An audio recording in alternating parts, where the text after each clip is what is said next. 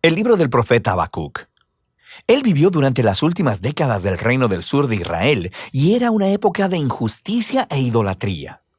Él vio en el horizonte la creciente amenaza de Babilonia y esas no eran buenas noticias para nadie. Pero a diferencia de otros profetas, Habacuc no acusa a Israel. Ni siquiera habla al pueblo de parte de Dios.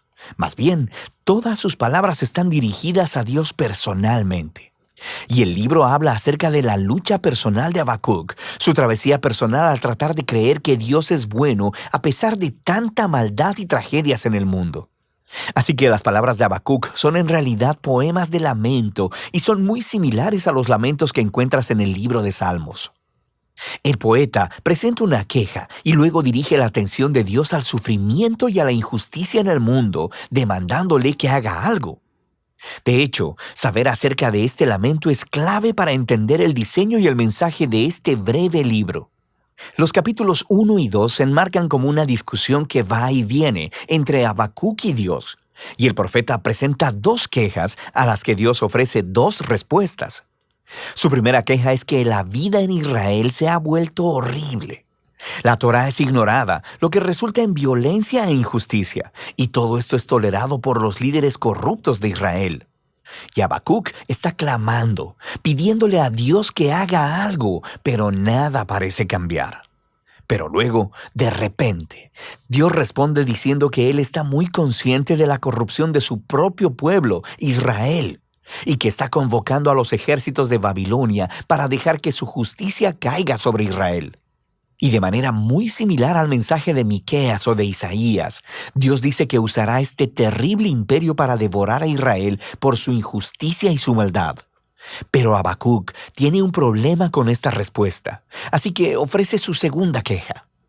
Él dice que Babilonia es aún peor que Israel, que ellos son más corruptos, más violentos, que han deificado su propio poder militar, que tratan a los humanos como a animales, atrapándolos como peces en una red. Ellos devoran a las naciones y a los pueblos para construir su propio imperio.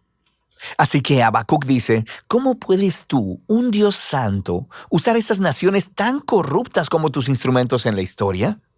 Él demanda una explicación. De hecho, Habacuc se representa a sí mismo como una atalaya en los muros de la ciudad, esperando la respuesta de Dios que eventualmente llega. Dios le dice a Habacuc que tome unas tablas y un cincel y escriba lo que vea y escuche. Es una visión sobre un momento señalado en el futuro, y aunque parezca lenta su venida, eventualmente llegará.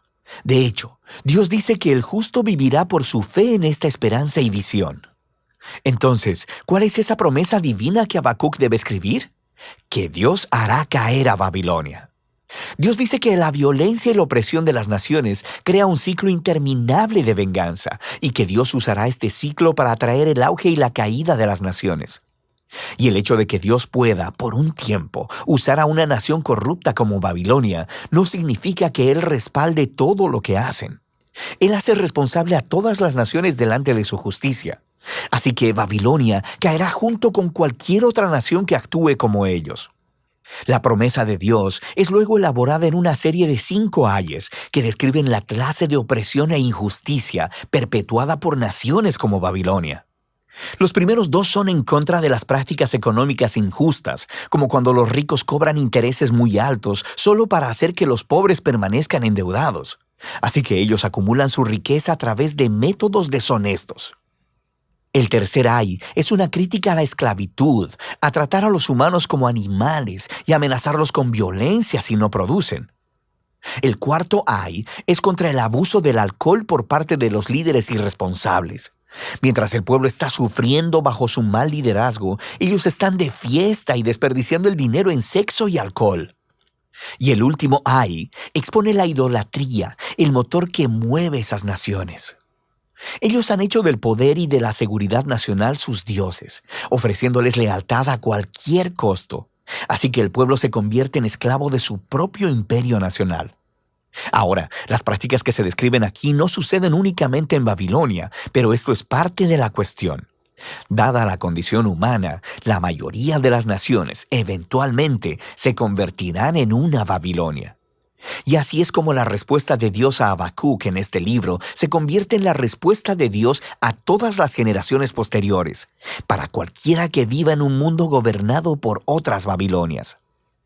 Pero deja en el aire la pregunta: ¿Dios permitirá que este ciclo, el auge y la caída de los imperios similares a Babilonia, continúe para siempre? Y el capítulo 3 trata sobre esa pregunta. Se nos dice que esta es una oración de Habacuc, y comienza con Habacuc rogándole a Dios que actúe en el presente, como lo ha hecho en el pasado, haciendo caer a las naciones corruptas. Lo que sigue es un poema muy antiguo. Primero describe una poderosa y aterradora aparición de Dios. Es muy similar a los poemas introductorios de Miqueas y Nahum, y similar a la aparición de Dios en el monte Sinaí, en el libro de Éxodo. Tenemos nube, fuego y temblor. Cuando el Creador aparezca para confrontar la maldad humana, todo el mundo estará poniendo atención. Habacuc luego continúa describiendo esta futura derrota del mal como un futuro éxodo, justo como cuando Dios vino como guerrero y abrió en dos el mar en su batalla contra Faraón. Habacuc dice que Dios traerá su juicio sobre la cabeza de la casa del impío. Así que Faraón, al igual que Babilonia, se ha convertido aquí en un arquetipo de las naciones humanas violentas. Pero al mismo tiempo, se nos dice que cuando Dios confronte la maldad, Él salvará a su pueblo y a su ungido. Es una referencia al rey del linaje de David. Así que en este poema, la historia del éxodo en el pasado se ha convertido en una imagen del éxodo del futuro que Dios producirá. Él derrotará la maldad una vez más y hará caer a los faraones y a las Babilonias de este mundo. Él traerá justicia a todos los pueblos y rescatará a los oprimidos y a los inocentes. Y esta es la esperanza que hace que Habacuc pueda concluir el libro con una alabanza llena de esperanza. Incluso si el mundo está desmoronándose con hambrunas o sequías, o guerras, o lo que sea, Él elegirá confiar y gozarse en las promesas del pacto de Dios. Así que Habacuc, hacia el final de su libro, se convierte en un ejemplo resplandeciente de cómo el justo vive por la fe. Habacuc reconoce lo oscuro y caótico que es el mundo y en lo que nuestras vidas pueden tornarse, y nos invita a un camino de fe, de confiar en que Dios ama a este mundo más de lo que nosotros lo hacemos y que un día Él enfrentará su maldad. Y de eso trata el libro de Habacuc.